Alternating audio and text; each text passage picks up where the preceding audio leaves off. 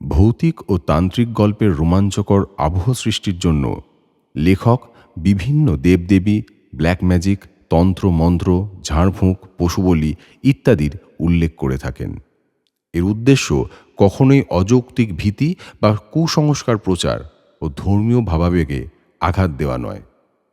Extreme fiction classics কখনোই এই ধরনের কাজগুলো সমর্থন বা প্রচার করে না। আমরা আশা রাখি আমাদের শ্রোতা বন্ধুরা নিছক গল্প শোনার আনন্দেই আমাদের পরিবেশনাগুলি উপভোগ করবেন। প্রদ্যুম্ন চেয়ে থাকতে থাকতে দেবীর মূর্তি অল্পে অল্পে মিলিয়ে গেল। জ্যোৎস্না আবার ম্লান হয়ে পড়ল। বাতাস আবার নিস্তেজ হয়ে বইতে লাগল।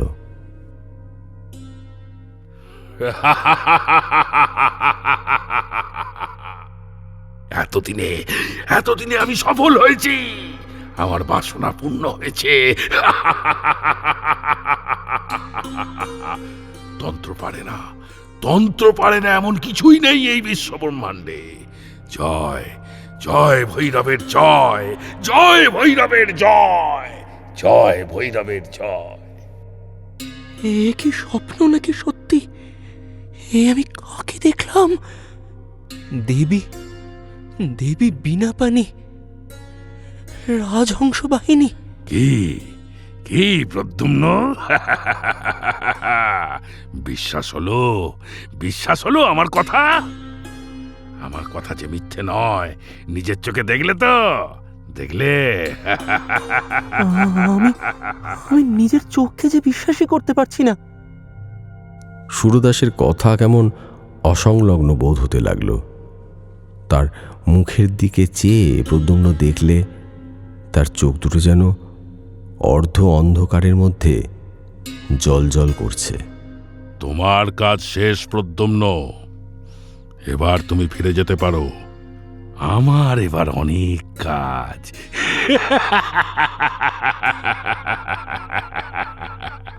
ওদিকে পূবের আকাশ ফর্সা হতে আর দেরি নেই। তুমি যাও এখান থেকে, যাও এখন যাও।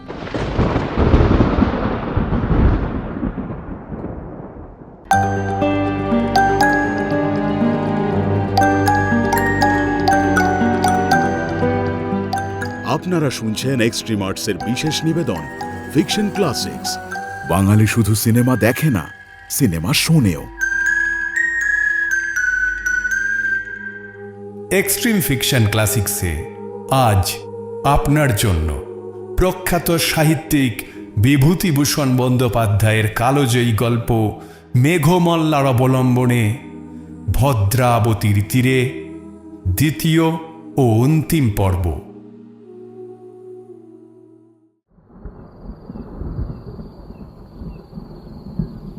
তার কাছ থেকে বিদায় নিয়ে সে যখন বিহারের দিকে রওনা হলো, পূর্ণিমার চাঁদকে তখন মেঘে প্রায় ঢেকে ফেলেছে। একটু একটু জ্যোৎস্না যা আছে তা কেমন হলদে রঙের। গ্রহণের সময় জ্যোৎস্নার এরকম রং সে কয়েকবার দেখেছে। মাঠ খুব বড়, পার হতে অনেকটা সময় লাগলো। তারপর মাঠ ছাড়িয়ে বড় বনটা আরম্ভ হলো। খুব ঘন বন, মধ্যে অন্ধকারও খুব। পাছে রাত ভোর হয়ে যায় এই ভয়ে সে খুব দ্রুত পদে যাচ্ছিল। যেতে যেতে তার চোখে পড়ল বনের মধ্যে এক স্থান দিয়ে যেন খানিকটা আলো বেরুচ্ছে। প্রথমে সে ভাবলে গাছের পাতার ফাঁক দিয়ে জ্যোৎস্না এসে পড়ে থাকবে, কিন্তু ভালো করে লক্ষ্য করে দেখে সে বুঝল যে সে আলো জ্যোৎস্নার আলোর মতন নয়। কৌতূহল অত্যন্ত হওয়াতে পথ ছেড়ে সে বনের মধ্যে ঢুকে পড়ল। যে পিপ্পল গাছের সারির ফাঁক দিয়ে আলো আসছিল, তার কাছে গিয়ে গাছের গুড়ির ফাঁক দিয়ে উঁকি মেরে প্রদ্যুম্ন অবাক হয়ে দাঁড়িয়ে রইল। একেই তো সে এইমাত্র মাঠের মধ্যে দেখেছে। এই সেই অপরূপ সুন্দরী নারী। অদ্ভুত, যাকে সে এইমাত্র মাঠের মধ্যে দেখেছে, সেই অপরূপ দ্যুতিশালিনী নারী বনের মধ্যে চারিধারে ঘুরে বেড়াচ্ছেন। জোনাকি পোকার হুল থেকে যেমন আলো বার হয়, তার সমস্ত অঙ্গ দিয়ে তেমনই একরকম স্নিগ্ধোজ্জ্বল আলো বেরোচ্ছে। অনেক দূর পর্যন্ত বন সে আলোয় উজ্জ্বল হয়ে উঠেছে। আর একটু নিকটে গিয়ে সে লক্ষ্য করলে তার আয়ত চক্ষু দুটি অর্ধনির্মিলিত। সে কেমন নেশার ঘোরে চারিপাশ হাতড়ে পার হবার পথ খুঁজে বেড়াচ্ছেন, কিন্তু তা না পেয়ে পিপ্পল গাছগুলোর চারিধারে চক্রাকারে ঘুরছেন। প্রদ্যুম্নের হঠাৎ বড় ভয় হলো। সে ভাবলে, মাঠে সরস্বতী দেবীর দর্শন থেকে আর এই পর্যন্ত ঘটনাটা আগাগোড়া ভৌতিক। এই নিশীথ রাত্রে শালের বনে নইলে একই কাণ্ড। সে আর সেখানে মোটেই দাঁড়ালো না। বন থেকে বার হয়ে দ্রুত হাঁটতে হাঁটতে যখন সে বিহারের উদ্যানে এসে পৌঁছল, ম্লান চাঁদ তখন কুমার শ্রেণীর পাহাড়ের পিছনে অস্ত যাচ্ছে। ভোর রাত্রে শয্যায় শুয়ে ঘুমিয়ে পড়ে সে স্বপ্ন দেখলে ভদ্রাবতীর গভীর কালো জলের তলায় রাতের অন্ধকারে কে এক দেবী পথ হারিয়ে ফেলেছেন। তিনি যতই ওপরে উঠবার চেষ্টা করছেন, জলের ঢেউ তাকে ততই বাধা দিচ্ছে। নদীর জলে তার অঙ্গের জ্যোতি ততই নিভে আসছে। অন্ধকার ততই তার চারিপাশে গাঢ় হয়ে আসছে। নদীর মাছগুলো তার কোমল পা দুখানি ঠুকরে রক্তাক্ত করে দিচ্ছে।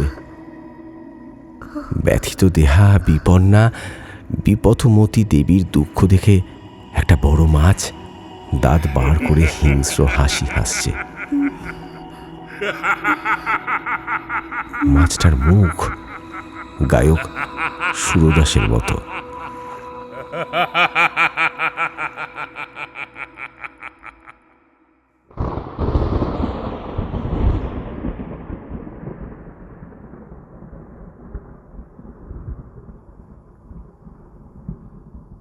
প্রদ্যুম্ন ভোরে উঠেই আচার্য পূর্ণবর্ধনের কাছে গেল। আচার্য পূর্ণবর্ধন বৌদ্ধ দর্শনের অধ্যাপক ছিলেন। মঠে ভিক্ষুদের মধ্যে তিনি ছিলেন সর্বাপেক্ষা প্রাচীন ও বিজ্ঞ। এজন্যেই সকলেই তাকে ভক্তি শ্রদ্ধা করত। তিনি আচার্য শীলব্রতর মতো কঠোর মানুষও নন। তাই এই কিংকর্তব্য অবস্থায় প্রদ্যুম্ন তারই শরণাপন্ন হল। এত ভোরে প্রদ্যুম্নকে দেখে আচার্য বিস্মিত হলেন। বললেন, এ কি প্রদ্যুম্ন, তুমি এত ভোরবেলায়? আগে আপনার সঙ্গে সবিশেষ প্রয়োজন ছিল আচার্যদেব। ও আচ্ছা, এসো, আসন গ্রহণ করো ভদ্রে। তোমায় আজ বড় বিচলিত দেখাচ্ছে কেন? সুরদাসের সঙ্গে প্রথম দেখার দিন থেকে গত রাত্রি পর্যন্ত সমস্ত ব্যাপার সে খুলে বলল। শুনে আচার্য পূর্ণবর্ধনের চোখের দৃষ্টি শঙ্কাকুল হয়ে উঠল। জিজ্ঞাসা করলেন, এ কথা তুমি আমাকে আগে জানাওনি কেন? সঙ্গীতজ্ঞ সুরদাস মহোদয় নিষেধ করেছিলেন আচার্য। আমি তার কাছে প্রতিজ্ঞাবদ্ধ ছিলাম। বুঝেছি, তবে এখন বলতে এসেছো কেন? আমার কেন জানি না মনে হচ্ছে আমি কি যেন একটা বড় রকম অনিষ্ট করে ফেলেছি। আমি কি করব বুঝতে পারছি না। যা করার তুমি করেই ফেলেছ প্রদ্যুম্ন। আচার্য একটুখানি কি ভাবলেন, তারপর আবার বললেন, এরকম কিছু যে একটা ঘটবে তা আমি জানতাম। পদ্মসম্ভব আর তার কতগুলো অপগণ্ড চেলা দেশের ধর্ম কর্ম সব শেষ করতে চলেছে। স্বার্থসিদ্ধির জন্য এরা পারে না এমন কোনো কাজ নেই। আর এ তাদেরই মতো একজন পাষাণ্ড কাপালিক। তোমার এই অবাধ্যতা, অযথা কৌতূহল প্রিয়তা তোমার সর্বনাশ ডেকে এনেছে। তুমি শিলবদ্ধের তিরস্কার বারণ সব অগ্রাহ্য করে বিহারের বাইরে সন্ধ্যা রাত্রে গেছ, বাইরের অপরিচিতদের সঙ্গে মেলামেশা করেছ, বিহারের শৃঙ্খলা বারংবার উল্লঙ্ঘন করেছ। এর কঠিন পরিণাম তোমাকে ভোগ করতেই হবে ভদ্রে। প্রদ্যুম্ন কি বলবে বুঝতে পারল না। মাথা নিচু করে ম্লান মুখে অপরাধীর ন্যায় দাঁড়িয়ে রইল। তুমি কি জানো তুমি কি ভয়ানক অন্যায় করেছ? তুমি কাল রাত্রে বাগদেবীকে বন্দিনী করতে সহায়তা করেছ। এবার প্রদ্যুম্নের বিস্মিত হওয়ার পালা। তার মুখ দিয়ে কথা সরছে না। পূর্ণবর্ধন বলে চললেন, এই সব কুসংসর্গ থেকে দূরে রাখার জন্যই আমি বিহারের কোনো ছাত্রকে বিহারের বাইরে যাওয়ার অনুমতি দেই না। আর তোমাকেই বা দোষ দেই কি করে? তুমি ছেলে মানুষ, এই বয়সে হঠকারিতা স্বভাবোযোগী। আচ্ছা প্রদ্যুম্ন, ওই কাপালিককে কেমন দেখতে বলো তো? প্রদ্যুম্ন সুরদাসের আকৃতি বর্ণনা করলে। বুঝেছি, তুমি যাকে সুরদাস বলছ সে বাস্তবে সঙ্গীতজ্ঞ সুরদাস নয়, কারণ তিনি আর বেঁচে নেই। বেঁচে থাকলে তার আমার চেয়েও বেশি বয়স হতো। তুমি যাকে সুরদাস ভাবছ সে তন্ত্রাচার্য আজীবক সন্ন্যাসীর শিষ্য প্রসিদ্ধ স্বৈরাচারী কাপালিক গুণাঢ্য। কার্যসিদ্ধির জন্য তোমার কাছে সে মিথ্যা বলেছে। নিম্নতন্ত্রের বিভিন্ন জঘন্য পন্থা অবলম্বন করে বৈদিক দেবদেবীকে আহ্বান করেছে নিজের ভোগ লালসা চরিতার্থ করার জন্য। এই জঘন্য অপরাধে তুমি অজান্তেই তাকে সাহায্য করেছ প্রদ্যুম্ন। কি বলছেন আচার্যদেব? না জেনে বুঝে নিজের কৌতূহল মেটাতে কি ভয়ানক অপরাধ করে ফেললাম আমি। কিন্তু আপনি যে বলেছেন, সেই ইতিহাস তোমায় আমি বলছি শোনো। নদীর ধারে যে সরস্বতী মন্দিরের ভগ্নস্তূপ আছে, ওটা হিন্দুদের একটা অত্যন্ত বিখ্যাত তীর্থস্থান। প্রায় এই 200 বৎসর পূর্বে একজন তরুণ গায়ক ওখানে থাকত। তখন মন্দিরের খুব সমৃদ্ধির অবস্থা ছিল না, কিন্তু প্রবাদ আছে এই যে সেই গায়কটি মেঘমল্লারে এমন সিদ্ধ ছিল যে আষাঢ়ী পূর্ণিমার রাতে তার আলাপে মুগ্ধ হয়ে দেবী সরস্বতী স্বয়ং তার কাছে আবির্ভূত হতেন। সেই থেকে ওই মন্দির এক প্রসিদ্ধ তীর্থস্থান হয়ে ওঠে। সে গায়ক মারা যাওয়ার পরেও কিন্তু পূর্ণিমার রাতে কোনো সিদ্ধ গায়ক মাল্লার আলাপ করলেই দেবী যেন কোন টানে তার কাছে এসে পড়তেন।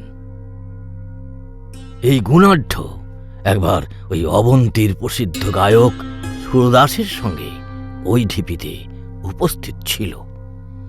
সুরদাস মেঘমল্লারে সিদ্ধ ছিলেন।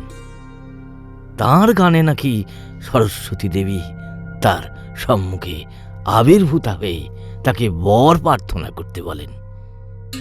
সুরদাস প্রার্থনা করলেন তিনি যেন দেশের সঙ্গীতজ্ঞ ব্যক্তিদের মধ্যে শ্রেষ্ঠ আসন প্রাপ্ত হন। সরস্বতী দেবী তাকে সেই বরই দেন। তারপর দেবী যখন গুণাঢ্যকে বর প্রার্থনার কথা বললেন, তখন সে দেবীর রূপে মুগ্ধ হয়ে তাকেই প্রার্থনা করে বসল। সরস্বতী দেবী বলেছিলেন তাকে পাওয়া নির্গুণের কাজ নয়। সে নামে গুণাঢ্য হলেও কার্যত তার এমন কোনো কলাতেই নিপুণতা নেই যে তাকে পেতে পারে। অনেক জীবন ধরে সাধনার প্রয়োজন। সরস্বতী দেবী অন্তর্হিত হওয়ার পর মূর্খ গুণাঢ্যের মোহ আরো বেড়ে যায়, আর সেই সঙ্গে দেবীর উপর তার অত্যন্ত রাগ হয়। সে তন্ত্রোক্ত মন্ত্র বলে দেবীকে বন্দিনী করবার জন্য উপযুক্ত তান্ত্রিক গুরু খুঁজতে থাকে। আমি যতদূর জানি সে এক সন্ন্যাসীর কাছে তন্ত্রশাস্ত্রের উপদেশ নিত। সন্ন্যাসী কিছুদিন পরে তার তন্ত্র সাধনার হীন উদ্দেশ্য বুঝতে পেরে তাকে দূর করে দেন।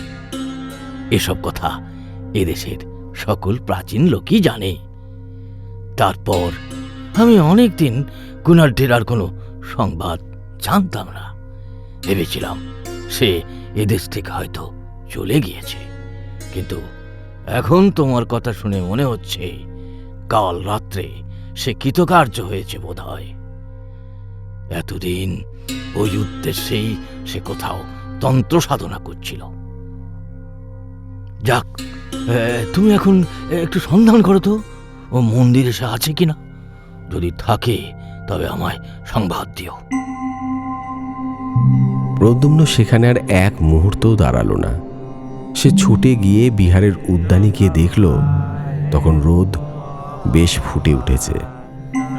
বিহারের বিদ্যার্থীদের সমবেত কণ্ঠের স্তোত্র গান ভেসে আসছিল।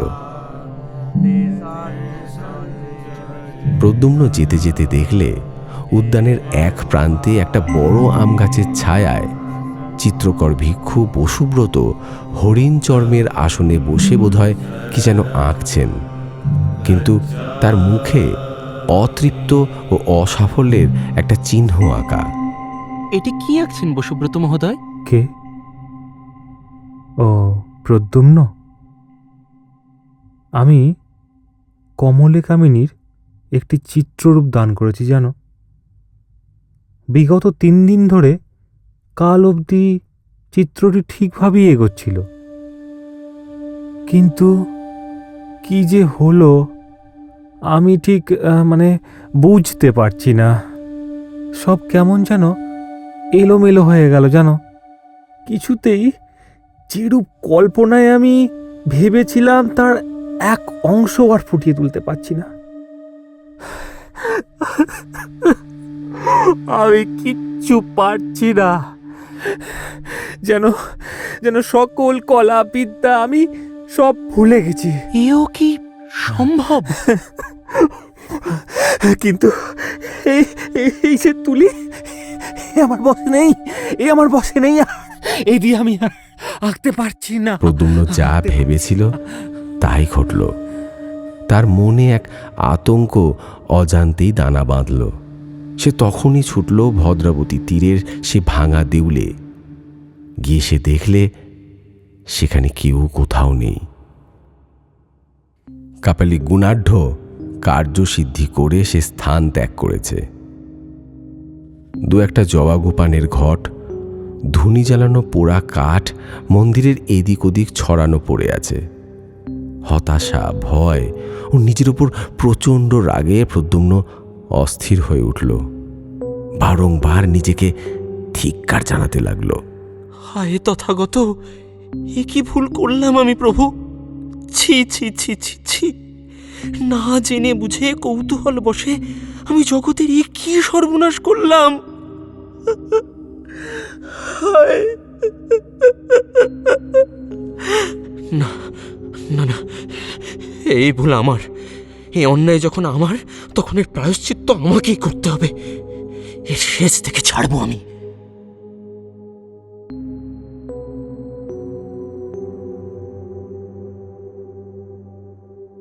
সেদিন দ্বীপ্রহরে বিহারে নিজে কক্ষে ফিরে এসে সে একটি চিঠি লিখে তার পোষা পায়রার পায়ে বেঁধে হিরণ্যনগরে পাঠাল। সারা রাত্রি ব্যাপী প্রদ্যুম্ন চিন্তা করল তার কি কি করা উচিত।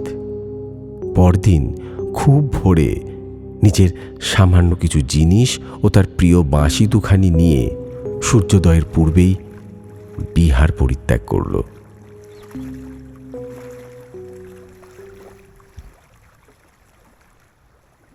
পূর্ব দিগন্ত লাল করে প্রভাকর উদিত হলেন। প্রদ্যুম্ন একলা দাঁড়িয়ে ভদ্রাবতীর তীরে। নদীর জলে শ্রান্ত কলতান ছাড়া আর বিশেষ কোনো শব্দ কানে এলো না। এখনই তাকে বারেন্দ্রভূমিকে বিদায় জানাতে হবে। আবার কবে ফিরবে সে জানে না।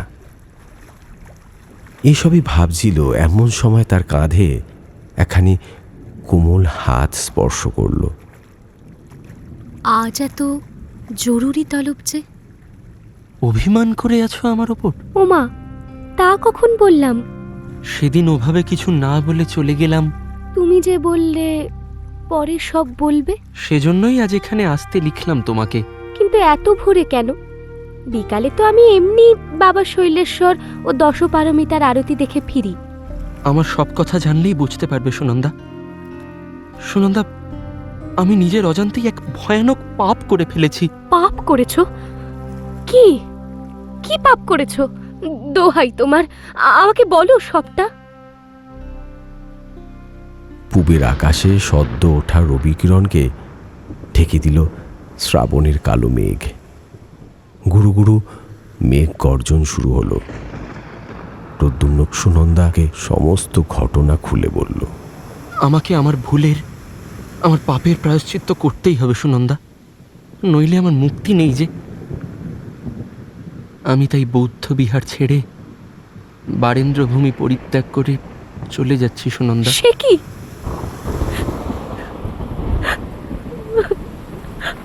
আর আমার কি হবে? হঠাৎ পশ্চিম দিগন্ত থেকে ঝোড়ো হাওয়া আর গুড়ি গুড়ি বৃষ্টির ঝাপট এসে দুজনকে ভিজিয়ে দিল। ভদ্রাবতীর জলরাশিও পাল্লা দিয়ে তোলপাড়ের খেলায় মেতে উঠল। সুনন্দার পেলব কোমল হাতখানি নিজের হাতে শক্ত করে ধরে প্রদ্যুম্ন বললে, আমি এই পাপের অবসান ঘটিয়ে এই সমস্যার সমাধান করে ফিরে আসব। একদম মন খারাপ করো না সুনন্দা। তবে তবে কথা দাও, কথা দাও তুমি ফিরে আসবে। কথা দিলাম, আমি ফিরে আসব। অপেক্ষা কর, আমি ঠিক ফিরে আসব। আমি আমি অপেক্ষা করে থাকব আজ থেকে।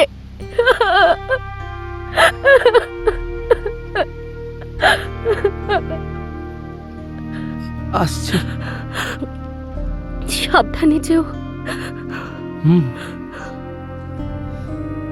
সুনন্দার হাত ছেড়ে পিছন ফিরল প্রদ্যুম্ন। ঝমঝমিয়ে বর্ষা ঝরে পড়ল। ভদ্রাবতীর তীরে পড়ে রইল একগুচ্ছ না পাওয়া না বলা অব্যক্ত শব্দরাশি। দূরে মিলিয়ে গেল প্রদ্যুম্ন।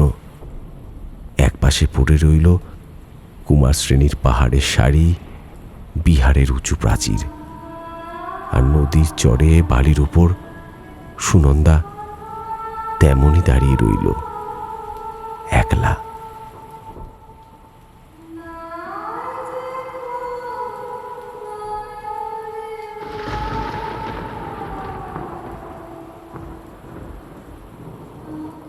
নদীর তরঙ্গ আকাশ বাতাস জুড়ে প্রশ্ন করে চলল, আবার কবে দেখা হবে দুজনের।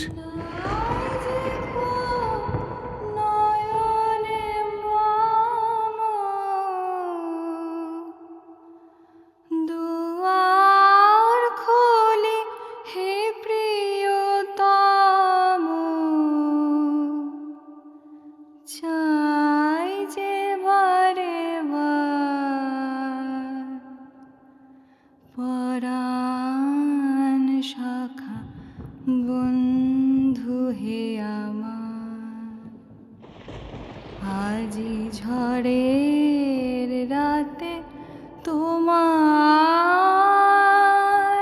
অভিশাপ, পরাণ শাখা বন্ধু হে আমার। কেটে গেছে প্রায় 1 বছরেরও খানিক বেশি। প্রদ্যুম্ন কাঞ্চি, উত্তর কোশল ও মগধের সমস্ত স্থানে খুঁজেছে কাপালিক গুণাঢ্যকে, খুঁজেছে নিজের প্রশ্নের উত্তরগুলি, খুঁজেছে তার পাপের প্রায়শ্চিত্তের পথ। সেখান থেকে মথুরা, দ্বারকা, সিন্ধু সমস্ত রাজ্য, কোথাও পাপিষ্ট কাপালি গুণাঢ্যের কোনো সন্ধান পায়নি। তবে বিভিন্ন রাজ্য ভ্রমণের ফলে কতকগুলি উদ্বিগ্নজনক কথা তার কানে এসেছে। মগধের প্রসিদ্ধ ভাস্কর মিহিরগুপ্ত রাজার আদেশ মতো ভগবান তথাগতের মূর্তি তৈরি করতে আদিষ্ট হয়েছিলেন। 1 বৎসর পরিশ্রম করে তিনি যে মূর্তি গড়ে তুলেছেন, তার মুখশ্রী এমন রূঢ় ও ভাববিহীন হয়েছে যে তা বুদ্ধের মূর্তি কি মগধের দুর্দান্ত দস্যু দমনকের মূর্তি, তা সে দেশের লোক ঠিক বুঝতে পারছে না। তক্ষশিলার বিখ্যাত দার্শনিক পণ্ডিত যমুনাচার্য মীমাংসা দর্শনের ভাষ্য প্রণয়ন করতে নিযুক্ত ছিলেন। হঠাৎ তার নাকি এমন দুর্দশা ঘটেছে যে তিনি আর সূত্রের অর্থ করে উঠতে না পেরে আবার বৈদিক ব্যাকরণের সুবন্ত প্রকরণ থেকে পড়তে আরম্ভ করেছেন। মহাকুট্টি বিহারের চিত্রবিদ্যা শিক্ষক ভিক্ষু অভিজ্ঞান বুদ্ধ ও সুজাতা নামক চিত্রখানা 1 বৎসরব্যাপী চেষ্টা করেও মনের মতন করে এঁকে উঠতে না পেরে বিরক্ত হয়ে চিত্রকলা একেবারে ছেড়ে দিয়ে সম্প্রতি নাকি শকুন শাস্ত্রের চর্চায় অত্যন্ত উৎসাহ দেখাচ্ছেন। এভাবেই আরও 1 বছর কাটল। প্রদ্যুম্ন ঘুরতে ঘুরতে ভারতবর্ষের সুদূর পশ্চিমে উরুবিল্ল নামক গ্রামে এসে উপস্থিত হল। সে গ্রামে বেশ কয়েকজনের কাছে কাপালি গুণাঢ্যের আকৃতি বর্ণনা করে সে জানতে পারল, তুমি যেমন বললে ভদ্র, এমন একজনকে আমরা চিনি বলেই মনে হচ্ছে। হ্যাঁ, ঠিকই বলেছ। এই কয় মাস হলো এই উড়বিল্ল গ্রামের শেষ প্রান্তের পাহাড়ের গায়ে এক সাপুড়ে ওঝা আস্তানা গেড়েছে। সে খুব ভালো বিন বাজায় আর কি সব টুকটাক করে, আমরা কেউ সেদিকে যাই না। ওই দিকটা একদমই ভালো নয়। সন্ধ্যা হলে নেকড়ে বাঘের আনাগোনা। আমাকে সেদিকে যাওয়ার সন্ধান দিন মহোদয়গণ। ওদিকে না যাওয়াই ভালো। ওদিকে না যাওয়াই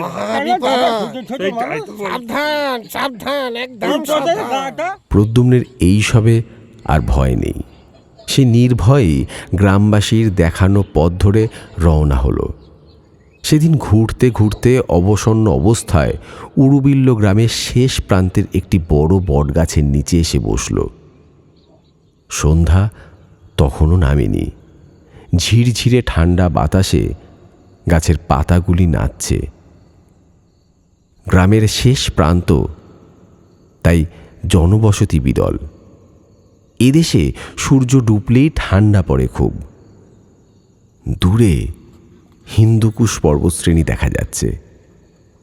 ক্রমেই সূর্য পশ্চিম প্রান্তে ঢলে পড়ল। সামনের জলাশয়ে ডুবন্ত সূর্যের কমলা রঙের প্রতিবিম্ব জলকে রাঙিয়ে দিচ্ছে। সে জলাশয়ে বিস্তর কুমুদ ফুল ফুটে আছে। অনেক বন্য হাঁস খেলা করছে। সামনে একটু দূরে একটা ছোট পাহাড়, আর সেই পাহাড়ের গা দিয়ে ঝর্ণা নেমে এসে ওই জলাশয়ে পড়ছে। প্রদ্যুম্নের কানে এলো দূর থেকে ভেসে আসা নেকড়ের ডাক। তার যে ভয় করল না এমন নয়, তবে তার দৃঢ় প্রতিজ্ঞা আর বিগত 2 বছর ধরে দেশের এক প্রান্ত থেকে অন্য প্রান্তে আসার ফলে অনেক রকম শিক্ষা আগের চেয়ে তার মনোবলকে শক্ত করে তুলেছে। সে তখন দেবী বাণীর কথা চিন্তা করতে লাগল। হায়, কোথায় সে দেবী বাণী? 2 বছর কাটলো, আমি কি আমার পাপের প্রায়শ্চিত্ত করতে পারবো না? হে বাগদেবী, কোথায় তুমি? কোথায় তুমি বাগদেবী, কোথায়? প্রদ্যুম্ন এক মনে দেবীর কথা চিন্তা করতে লাগল। দেবী বাণী কি তাকে দর্শন দেবে না? সে কি তার পাপ খণ্ডনে শেষ পর্যন্ত ব্যর্থ হবে?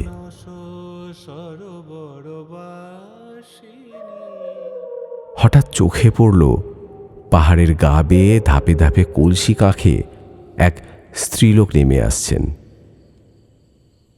প্রদ্যুম্নের কেমন যেন সন্দেহ হলো। সে এগিয়ে গিয়ে দেখল, এই তো তিনি, ভদ্রাবতীর তীরে শালবনে ইনি তো পথ হারিয়ে ঘুরছিলেন।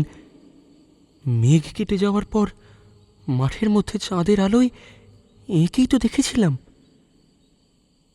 তবে সেদিনের তার সেই অঙ্গের জ্যোতির এক কণাও এখন যে আর নেই।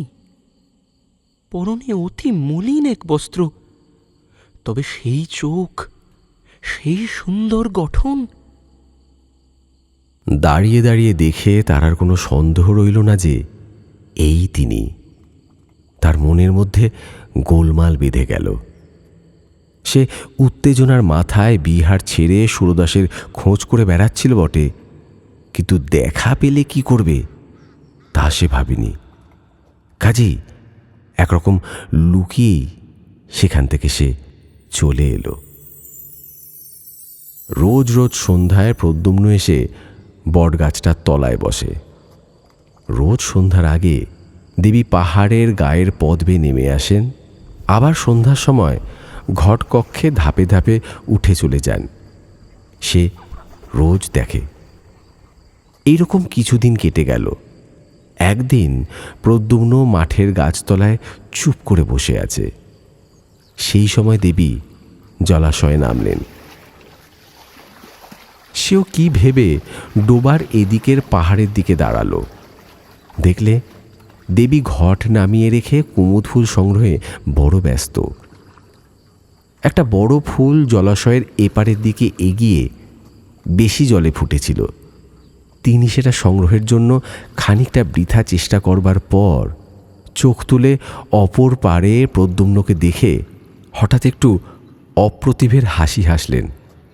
তারপর হাসি মুখে তার দিকে চেয়ে বললেন, এই যে শুনছো, আমাকে একটু ওই ফুলটা এনে দেবে? আমি কুমুদ ফুল খুব ভালোবাসি। হ্যাঁ, দিতেই পারি, যদি আপনি একটা কাজ করেন। কি কাজ বলো? আমায় কিছু খেতে দেবেন, আমি সারাদিন কিছু খেতে পাইনি। দেবীর মুখে এবার ব্যথার চিহ্ন ফুটে উঠল। তিনি বললেন, আহারে, সে কি কথা? তা এতক্ষণ বলনি কেন বাছা? ফুল থাকুক, তুমি এপারে এসো। প্রদ্যুম্ন জলে নেবে ফুলটা সংগ্রহ করে ওপারে গেল। সেটি দেবীর হাতে দিতে দেবী বললেন, তুমি মাঠের মাঝের ওই বড় গাছটার তলায় রোজ বসে থাকো, তাই না? হ্যাঁ, আমিও দেখি আপনি সন্ধ্যার সময় রোজই জল নিতে আসেন। ওই পাহাড়ের ওপরেই আমার কুটির। এসো তুমি আমার সঙ্গে, তোমাকে খেতে দিই। হঠাৎ দেবী কেমন এক প্রকার বিহ্বল চোখে চারিদিকে চাইলেন। তারপর পাহাড়ের গায়ে কাটা ধাপ বেয়ে উঠতে লাগলেন। প্রদ্যুম্ন পিছনে পিছনে চলল। পাহাড়ের উপরে উঠে গিয়ে একটু দূরে বুনো মাঝঝাড়ের আড়ালে বেশ পরিষ্কার পরিচ্ছন্ন একটা ছোট্ট কুটির।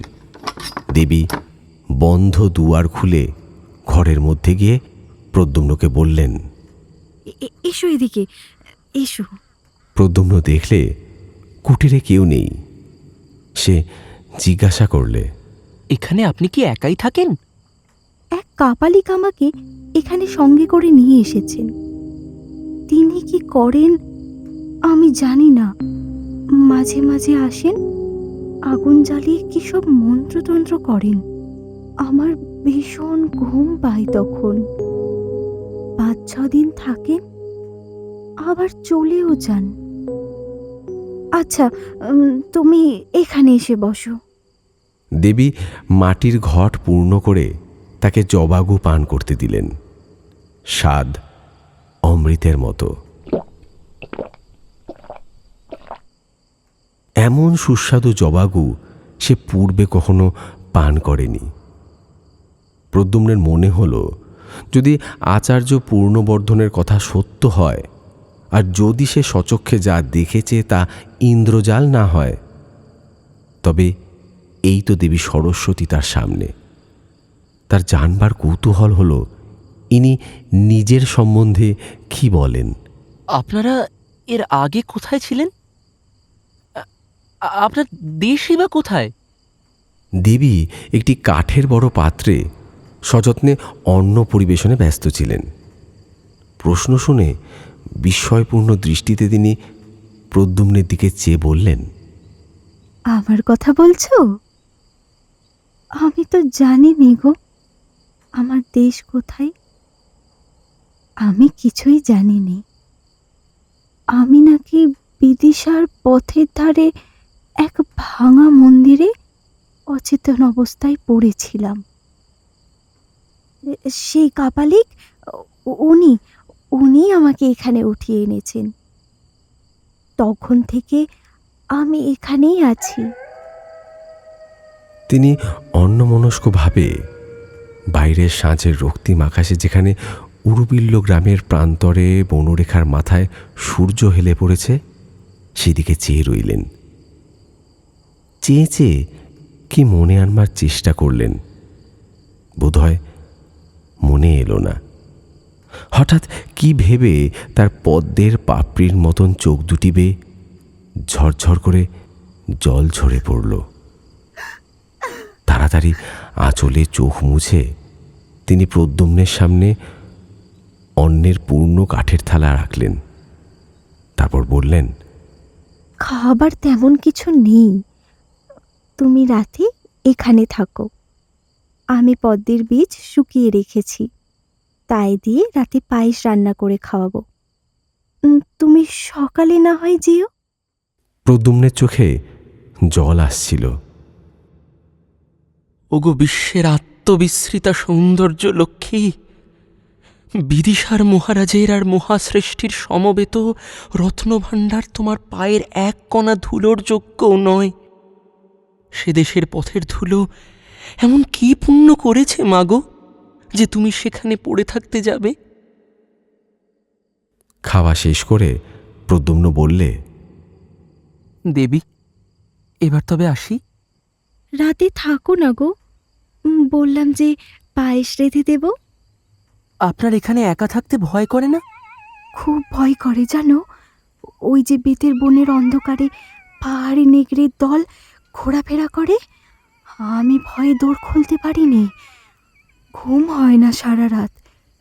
কি ভয়ঙ্কর তাদের চিৎকার! সমস্ত রাত জেগে বসে থাকি। এবারে প্রদ্যুম্নের হাসি পেল। ভাবলে রাত্রে একা থাকতে ভয় করে বলে পায়েসের লোভ দেখিয়ে দেবী তাকে সঙ্গে রাখতে চান। আচ্ছা, আজ রাতে থাকবো না হয়। দেবীর মুখ আনন্দে উজ্জ্বল হল। সমস্ত রাত সে কুটিরের বাইরে খোলা শীতল ঠান্ডা হাওয়ায় বসে কাটালো। দেবীও কাছে বসে রইলেন। আকাশে চাঁদের জ্যোৎস্নায় চারিদিক ভেসে যাচ্ছে। এমন ফুটফুটে জ্যোৎস্না আমি বাইরে আসতেই পারিনি বলে কোনোদিন দেখতেই পাইনি। দেবীর মুখে এই কথা শুনে প্রদ্যুম্ন অবাক হয়ে গিয়েছিল। হলেই বা মন্ত্রশক্তি এতটা আত্মবিস্মৃতি হওয়া কি সম্ভব? এ যে তার কল্পনার বাইরে। নানা গল্পে সারা রাত কাটল। ক্রমেই ভোর হয়ে এলো।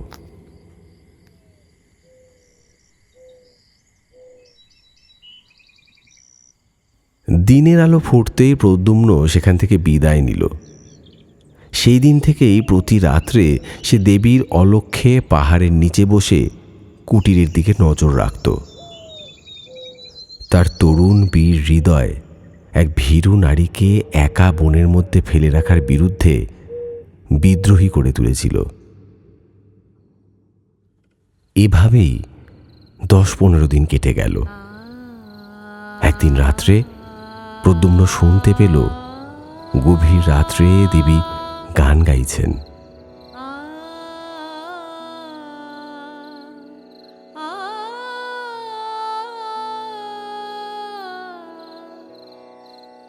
সে গান পৃথিবীর মানুষের গান নয়, সে গান প্রাণধারার আদিম ঝর্ণার গান, সৃষ্টিমুখী নীহারিকাদের গান, অনন্ত আকাশে দিকহারা কোনো পথিক তারার গান।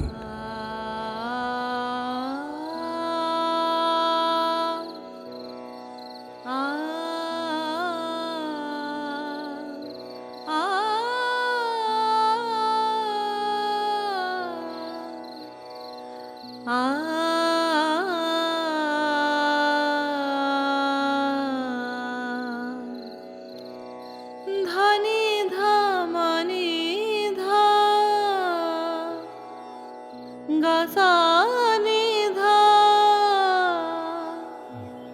মপধা মপগা ধামাগারে। পথিক, ও পথিক, এই সেদিন তুমি এক গুণিনের কথা বলেছিলে না? পুবের লাল দিঘিতে এই মাত্র তাকে স্নান করতে দেখে এলাম। লাল দিঘি? হ্যাঁ গো, এখনই যাও সেটাই, তাহলেই দেখতে পাবে। প্রদ্যুম্ন আর এক মুহূর্ত সময় নষ্ট না করে ছুটল লাল দিঘির উদ্দেশ্যে। এতদিনে বুঝি দেখা মিলল শয়তান গুণাঢ্যের। দিঘির কাছে পৌঁছে প্রদ্যুম্ন দেখল সত্যি গুণাঢ্য বস্ত্রাদির পুটলি নামিয়ে রেখে দিঘিতে স্নান করতে নেমেছে। কিছুক্ষণ পর গুণাঢ্য জল থেকে উঠে এসে প্রদ্যুম্নকে দেখে ভূত দেখার মতন চমকে উঠল। কে? প্রদ্যুম্ন, তুমি এখানে? আমি কেন এখানে তা কি বুঝতে পারেননি মহোদয়? নাকি না বোঝার ভান করছেন? নিজে তো পাপ করেইছেন, আমাকেও সেই মহাপাপের ভাগীদার বানিয়েছেন। ছি ছি ছি ছি ছি ছি ছি! আমি কি মূর্খ যে আপনার ফাঁদে পা দিয়ে বসলাম। ছি! প্রদ্যুম্ন, আমাকে ক্ষমা কর প্রদ্যুম্ন। আমি আমার সব তন্ত্রবিদ্যার গুণ হারিয়ে ফেলেছি। আমার মন্ত্রশক্তি আর কাজ করে না। যতদিন যাচ্ছে আমার সব বহুলব্ধ বিদ্যা আমি ভুলতে বসেছি। তুমি এখন বলছো বলে নয় প্রদ্যুম্ন, আমি এ কাজ করবার পর যথেষ্ট অনুতপ্ত। প্রতি রাতে ভয়ানক স্বপ্ন দেখি, কারা যেন বলছে তুমি যে কাজ করেছ এর শাস্তি অনন্ত নরক। আর আমি এই জন্যেই আজ এক পক্ষের উপর আমার গুরু সেই আজীবক সন্ন্যাসীর কাছে গিয়েছিলাম। তারই কাছে আমি এই বশীকরণ মন্ত্র শিক্ষা করি। এর এমনই শক্তি যে মনে করলে আমি যাকে ইচ্ছে বাঁধতে পারি, কিন্তু আনতে পারি নে। মন্ত্রের বন্ধন শক্তি থাকলেও আকর্ষণী শক্তি নেই। এই জন্যেই আমি তোমার সঙ্গ নিয়েছিলাম। আমি নিজে সঙ্গীতের কিছুই জানি না যে তা নয়, কিন্তু আমি জানতাম যে তুমি মেঘমল্লারের সিদ্ধ। তোমার গানে দেবী ওখানে আসবেনি। এলে তারপর মন্ত্রে বাঁধব। এর আগে আমার বিশ্বাসই ছিল না যে এমন একটা অভাবনীয় ব্যাপার হওয়া সম্ভব। অনেকটা মন্ত্রের গুণ পরীক্ষা করবার কৌতূহলেই আমি এ কাজ করি। তবে এখন উপায় কি? উপায় বড় ভয়ানক প্রদ্যুম্ন। সে যত ভয়ানকই হোক, সে কাজ তোমাকে করতেই হবে, নইলে আমি তোমাকে ছাড়বো না। শান্ত হও প্রদ্যুম্ন, আমি বলছি সব। আমার গুরু মহাসাধক মহাত্মা পুরুষ আজীবক সন্ন্যাসীর আরাধনা করেছিলাম। তিনি ধ্যান যোগে আমায় দর্শন দিয়ে বলেছেন, গুণাঢ্য, তুই আবার আমায় স্মরণ করলি কেন? আমার প্রণাম গ্রহণ করুন গুরুদেব। তোর প্রণাম আমি গ্রহণ করব না। তুই মহাপাপী।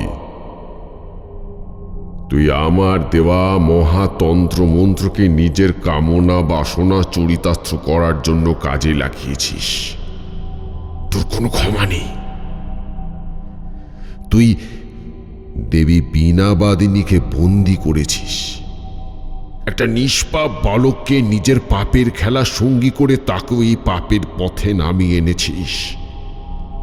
তোর নিস্তার নেই রে মূর্খ। তোর শাস্তি অনন্ত নরক। আমি জানি আমি মহাপাতকী।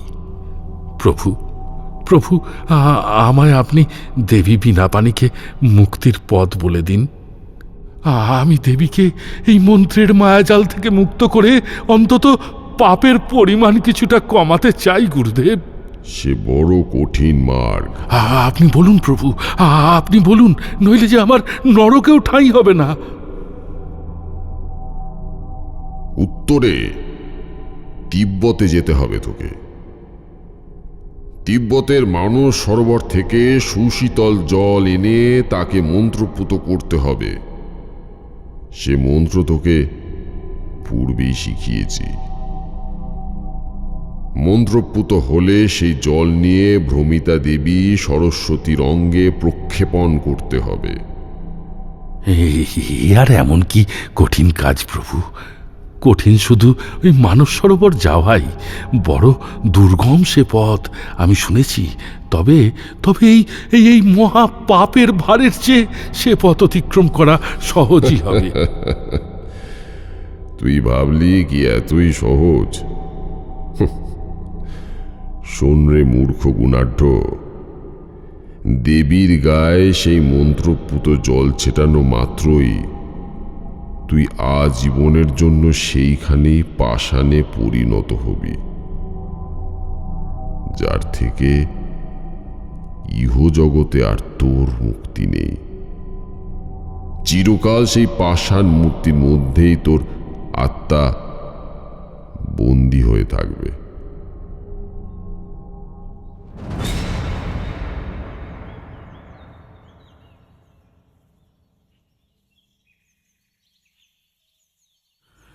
এবার বুঝলে প্রদ্যুম্ন, কেন আমি এ কাজ করতে পারিনি? মানস সরোবর থেকে সেই মহামন্ত্রপুত জল আমি এনেছি, কিন্তু তা দেবীর পায়ে আমি ছোঁয়াতে পারিনি। আমার পক্ষে দুদিকেই যখন সমান, তখন দেবীকে বন্দিনী রাখাই আমার ভালো। তুমি রাগ করো না প্রদ্যুম্ন। ভেবে দেখো, মৃত্যুর পর হয়তো পরজগৎ আছে, কিন্তু পাষাণ হওয়ার পর আজীবনের বন্দী, অনন্তকাল বন্দী হয়ে থেকে যেতে হবে। জীবন নেই, মৃত্যুও নেই। না না, আমি পারবো না, আমি পারবো না প্রদ্যুম্ন, আমি পারবো না। আত্মবিস্তৃতা বন্দিনী দেবীর চোখ দুটির করুণ অসহায় দৃষ্টি প্রদ্যুম্নের মনে এলো। যদি তা না হয়, তাহলে তাকে চিরদিন বন্দিনী থাকতে হবে। যুগে যুগে যে উদার উচ্চ প্রেরণা আগে এসে তরুণদের নির্মল প্রাণে পৌঁছয়, আজও প্রদ্যুম্নের প্রাণের বেলায় তার ঢেউ এসে লাগল। সে ভাবলে একটা জীবন তুচ্ছ। তার রাঙা পা দুখানিতে একটা কাঁটা ফুটলে তা তুলে দেবার জন্য শতবার জীবন দিতে প্রস্তুত। হঠাৎ গুণাঢ্যের দিকে চেয়ে প্রদ্যুম্ন বললে, দিন, আমাকে সেই মন্ত্রপুত সরোবর বাড়ি দিন। প্রদ্যুম্ন, তুমি তুমি ভেবে বলছো তো? কিন্তু এ ছেলে খেলা নয়। তুমি যে কাজ, এক্ষুনি সেই জল নিয়ে আমার সঙ্গে দেবীর কুটিরে চলুন। কুটিরের নিকটে এসে গুণাঢ্য আবারও বললে, প্রদ্যুম্ন, আর একবার ভালো করে ভেবে দেখো। কোনো মিথ্যা আশায় ভুলো না। এ থেকে তোমায় উদ্ধার করবার ক্ষমতা কারুর হবে না, স্বয়ং দেবী সরস্বতীরও না। মন্ত্র বলে তোমার প্রাণ শক্তি চিরকালের জন্য জড় হয়ে যাবে। এ মন্ত্র নির্মম, অমোঘ, কাউকে রেহাই দেবে না। আমি আমার সিদ্ধান্তে অটল। না জেনে করলেও সে পাপের ভাগীদার আমিও। সুতরাং এই মহান প্রায়শ্চিত্তের কাজটি আমিই করব।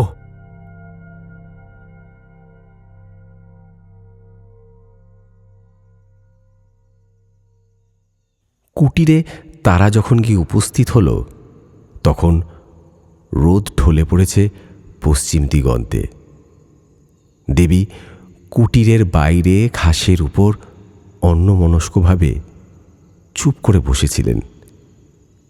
প্রদ্যুম্নকে আসতে দেখে তিনি অত্যন্ত আনন্দিত হলেন। হাসি মুখে বললেন, আরে তুমি এসেছ? এসো এসো, আমি তোমার কথা প্রায় ভাবি।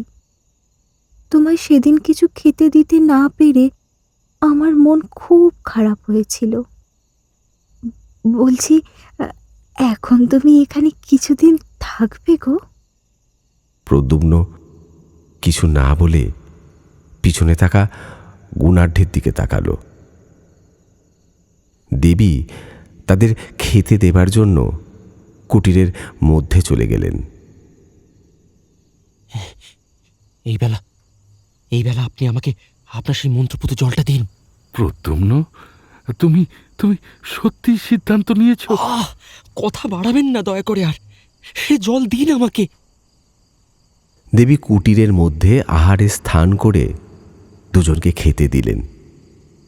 আহারাদি যখন শেষ হলো, তখন সন্ধ্যার আর বেশি দেরি নেই। বেদবনে ছায়া নেমে আসছে। রাঙা সূর্য আবার উড়ুবিল্ল গ্রামের উপর ঝুলে পড়েছে। প্রদ্যুম্ন, তুমি এখানে অপেক্ষা করো, আমি নিচে ঝর্ণা থেকে জল নিয়ে আসি। গোধূলির আলোয় দেবীর মুখপদ্মে অপরূপ শ্রী ফুটে উঠল। তারপর তিনি কলসি কাঁখে নিয়ে প্রতিদিনের মতো নিচের ঝর্ণায় জল আনতে নেমে গেলেন। এই অবসরে খাওয়া শেষ করে গুণাঢ্য বললেন, আমি এখান থেকে আগে চলে যাই, তারপর এই নাও এই তাম্র ঘটপূর্ণ মন্ত্রপুত জল বাগদেবীর গাত্রে প্রক্ষেপণ করলেই কার্য সিদ্ধি হবে। বলতে বলতে গুণাঢ্যের চোখ সজল হয়ে উঠল। গুণাঢ্যের চোখে জল। প্রবল প্রতাপশালী স্বার্থান্বেষী দুর্ধর্ষ কাপালিক গুণাঢ্যের চোখে জল। আবেগ ভরে তিনি প্রদ্যুম্নকে আলিঙ্গন করে বললেন, ধন্য তুমি বালক, আমি নিতান্তই কাপুরুষ। আমার সে ভয়ানক সাহস নেই যে নিজের পাপের প্রায়শ্চিত্ত নিজেই করে জীবন সার্থক করব।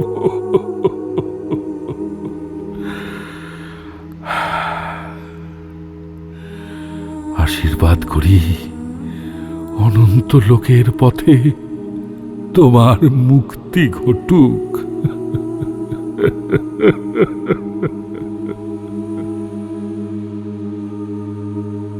তারপর তিনি ধীর পায়ে সরু পথ পেয়ে বেদবনের ধার দিয়ে পাহাড়ের অপর প্রান্তে অন্তর্হিত হলেন।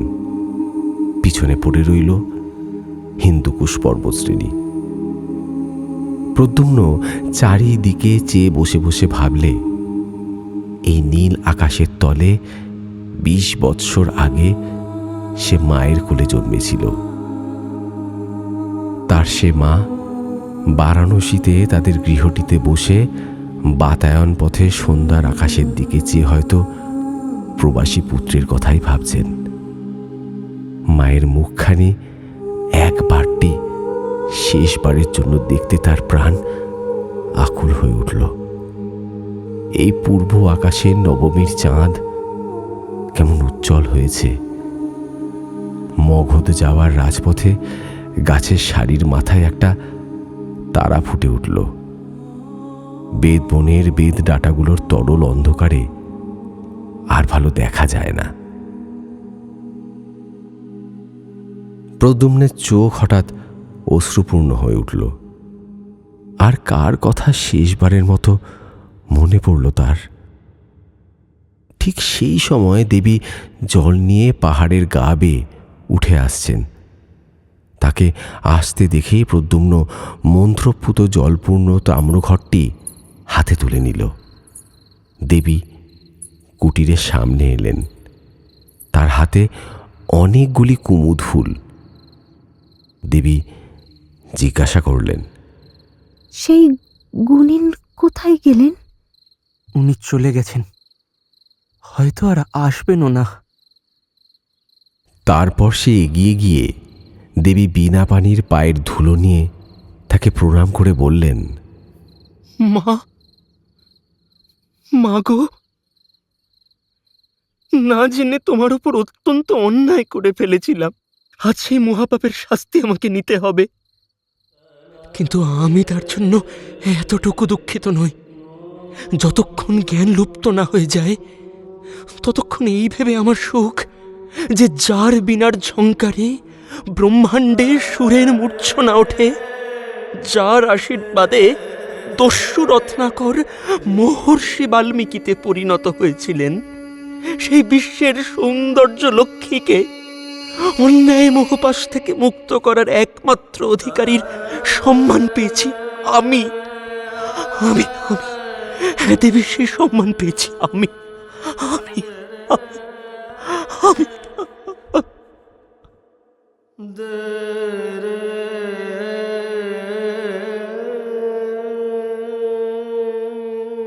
দেবী বাণী কেবল বিস্মিত দৃষ্টিতে প্রদ্যুম্নের দিকে চেয়ে রইলেন। প্রদ্যুম্ন দৃঢ় হস্তে সেই তাম্রঘট থেকে এক অঞ্জলি জল দেবীর সর্বাঙ্গে ছিটিয়ে দিল।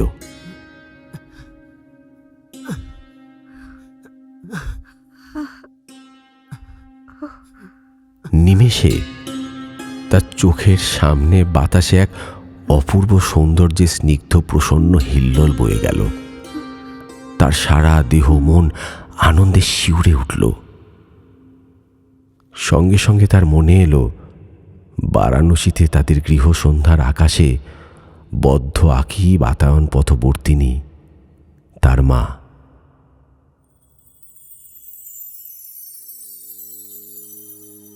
কুমার শ্রেণীর বিহারে আচার্য শিলব্রতের কাছে একটি মেয়ে অল্প বয়সে দীক্ষা গ্রহণ করে। তার নাম সুনন্দা। সে হিরণ্যনগরের ধনবান শ্রেষ্ঠী সামন্ত দাসের মেয়ে। পিতামাতার অনেক অনুরোধ সত্ত্বেও মেয়েটি নাকি বিবাহ করতে সম্মত হয়নি। অত্যন্ত তরুণ বয়সে প্রবজ্জা গ্রহণ করায় সে বিহারের সকলের শ্রদ্ধার পাত্রী হয়ে উঠেছিল। সেখানে কিন্তু কারো সঙ্গে সে তেমন মিশত না। সর্বদাই নিজের কাজে সময় কাটাত আর সর্বদাই কেমন অন্যমনস্ক থাকত।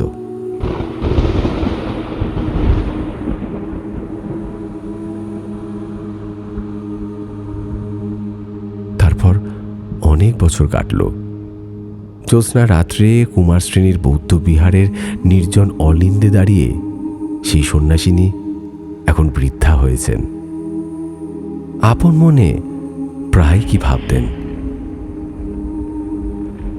নদীর বিস্তীর্ণ বালুকারাশির উপর জ্যোৎস্নার জাল কাটিয়ে গভীর রাতে কাউকে বিহারের দিকে আসতে দেখলে তিনি এক দৃষ্টে সেদিকে চেয়ে থাকতেন, যেন কতদিন আগে তার যে প্রিয় আবার ফিরে আসবো বলে চলে গিয়েছিল, তারই আসবার দিন গুনে গুনে এ শ্রান্ত শান্ত ধীর পথ যাওয়া।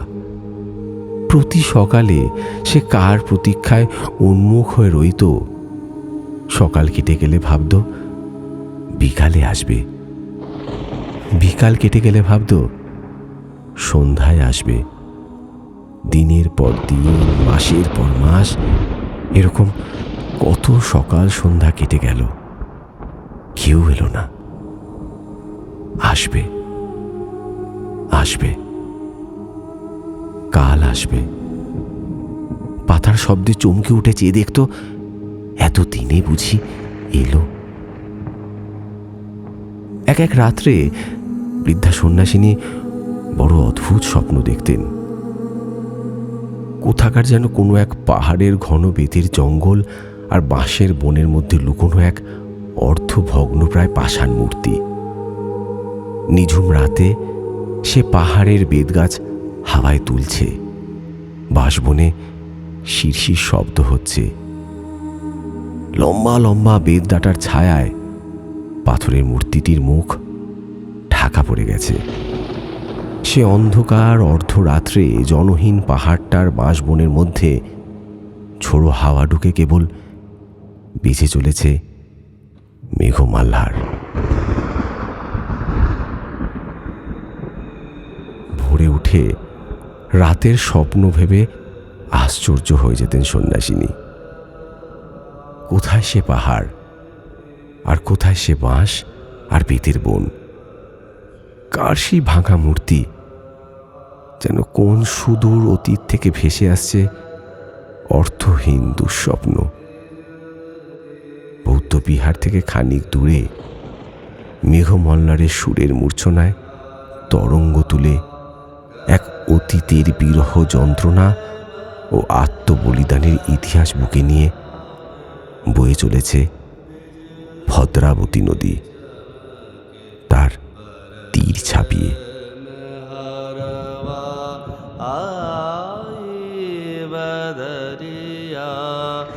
बिजली चमके बरस महारवा।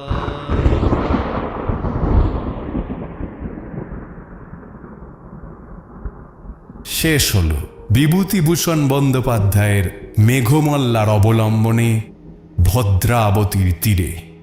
গল্প পাঠে রূপম রায়, প্রদ্যুম্ন ঋচিক, সুনন্দা তপলব্ধা, সুরদাস বা গুণাঢ্যের চরিত্রে সৌগত বন্দ্যোপাধ্যায়, দেবী সরস্বতী অভিশ্বেতা, আচার্য শিলব্রত পিনাকি মুখার্জি, আচার্য পূর্ণবর্ধন তরুণ কর্মকার, সামন্ত দাস অমিত ভট্টাচার্য, সুনন্দার মা শ্রাবণী, আজীবক সন্ন্যাসী রূপম রায়, বসুব্রত অর্ঘ্য, সমবেত কণ্ঠে ও অন্যান্য চরিত্রে বিকাশ, সঞ্জয়, অর্ঘ্য ও দেবজ্যোতি।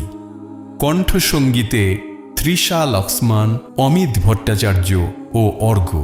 আবহ নির্মাণ ও মিক্সিং মাস্টারিংয়ে অর্ঘ্য। নাট্যরূপ, সম্পাদনা, শব্দ পরিকল্পনা ও সমগ্র পরিচালনায় দেবজ্যোতি।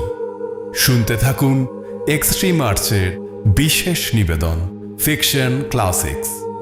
বাঙালি শুধু সিনেমা দেখে না, সিনেমা শোনেও।